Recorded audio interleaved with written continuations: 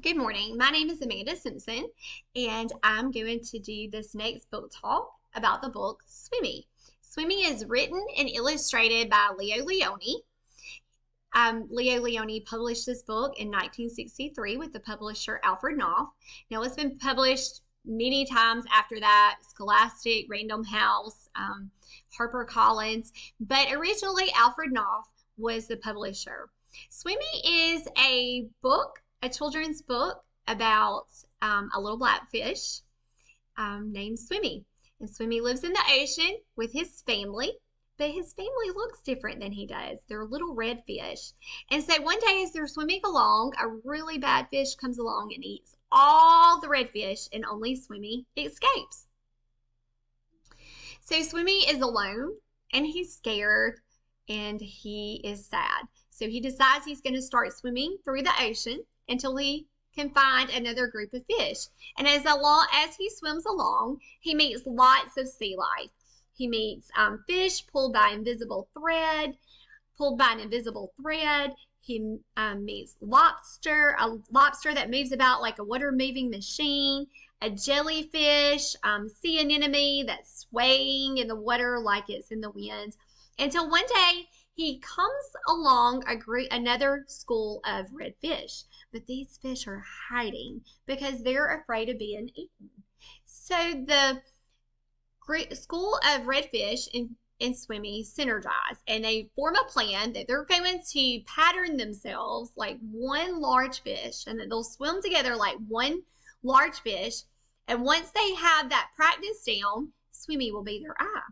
And they do this so that they can fellowship through the ocean and they can play in the water, but they don't have to be afraid of the larger fish that may eat them. And at the end of the story, they're able to scare the big fish away. So it has a happy ending. I've read this book with students for almost 20 years now, and I don't have any child from kinder through second that does not like this book. So it's a good book. Leo Leone is a beautiful illustrator. I mean, it looks a lot like Inch by Inch, the artwork does. But it also has a simple plot. There's one main character. There's not a lot of dialogue, and what dialogue there are between the characters are very simple. The problem is simple. The solution is simple. There's great vocabulary, and there's a lesson here. There's a lesson about synergizing and working together, but then there's also the lesson of being different, and we get into some of our family dynamics that, hey, we don't always have to live with our biological family, that, there are other people that we can find a home with or we're placed with, and we can fit right in and be a team player there. So it's just a really good book.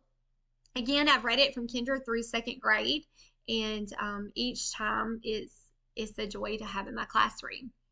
So I chose this book just for some of those reasons that I told you, that I like Leo Leone for these grade levels and the vocabulary and the simplistic plot. But I also chose it because I wanted to piggyback off the book from my first book talk, which was Inch by Inch by Leo Leone. There's a first grade standard, literary standard, where the students read books from the same author, and they do some comparing and contrasting the characters and the plots. And so that's what I want to do today with my book talk. And if you will forgive me, I copied and pasted book pages from Swimmy from the internet and the cover of the book. My house has undergone a huge remodel, and all my books are packed up. So real life today. All right, pre-reading question and activities. As I mentioned, I'm going to piggyback off my Inch by Inch lesson. So anytime I do a read aloud, I don't read it just one time, unless I didn't really like the book. But I typically don't read anything that I don't like or I'm not familiar enough with that I can't use it 2 or 3 times after.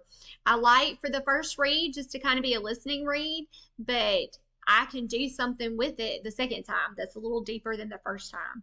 And then if I can get it to a third time, I'm getting some higher application out of my students because now they're owning their own knowledge about the book and they can do more. So it's just growing them as readers and listeners and comprehenders.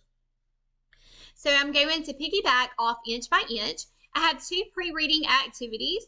The first one is students will review the shared writing activity from inch by inch. So we have a shared writing activity that we did with inch by inch where we just documented what my main character, the inchworm, did through the book.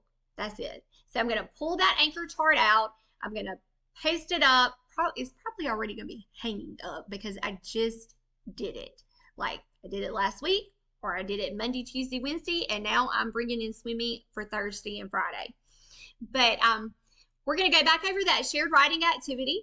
I may picture walk through it just to refresh their memory, but my students are familiar with this book and this character.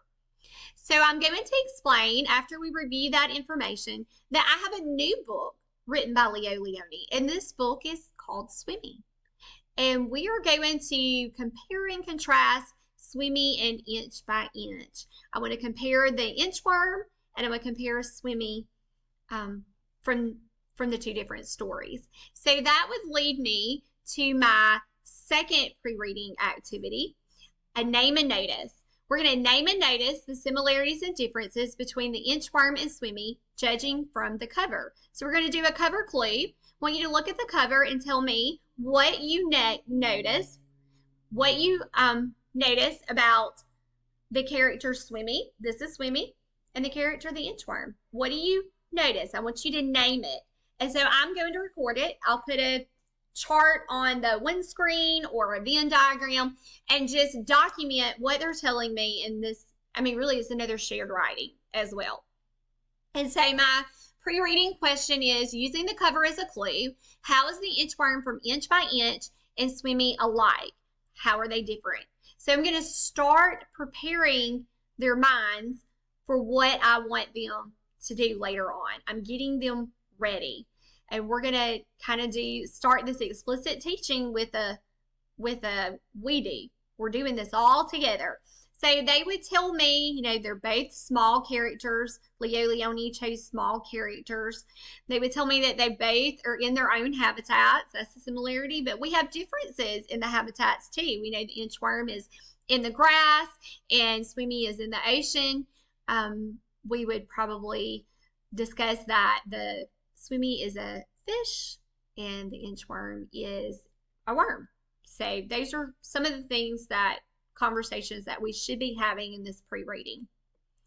All right, moving along to my during reading. My during reading questions and activities. So my activity is students will record the story plot from Swimmy using a story map. So I'm going to go to my graphic organizer, and as I read, we're just going to document what's happening in the story. I hate to remove this graphic because it's cute and first graders like cute, and so do first grade teachers, but I'm merging towards the second semester of first grade. And so my students, they can tell me about the events in the story and we can document it. We can jot note it. It's not enough for them to tell me the problem and solution anymore. They have to tell me how I got from the problem to the solution. Plus, we're working through this together. So my questions would be, how are Swimmy's feelings similar to the inchworm? How are his feelings different than the inchworm? So we would just talk about Swimmy's family has been eaten. How is he feeling? How is that like the inchworm? We're going to have to do some inferencing here too from the inchworm because the author doesn't tell us a lot about the inchworm's feelings. We're going to have to go off the story, the text information to prove it. And we can do that because we read that book 3 times and we wrote about the book at the end. So that leads to my last question. What information from the text tells us about, should say, these feelings? So it's not enough for you to tell me, I think. You have to give me text evidence to prove it. And that's just getting them ready for what they're going to have to do when they are reading to learn. It's okay for you to have an opinion, but if the text does not say it, if I cannot prove it with the text, it's not valid and we can't use it. Okay? All right, and my after reading questions and activities. So we've read the book, we finished it. Everybody's happy in the end. They loved it. My activity would be students will partner talk the similarities and differences between Inch by Inch and Swimmy. And we're going to have 3 things that they can use to guide their discussion. And I'm going to remind them of that. You have your anchor chart from Inch by Inch. We have our one screen where we did our cover clue, compare and contrast, and then you have your story map in front of you. And on top of that, you have another resource, you have a partner. So I want you to use all of these resources so that you can have a conversation about these 2 stories. How are they alike? How are they different? And so I would give some questioning. This is where my after reading questioning would come in. How are the stories Inch by Inch and Swimmy alike? Different.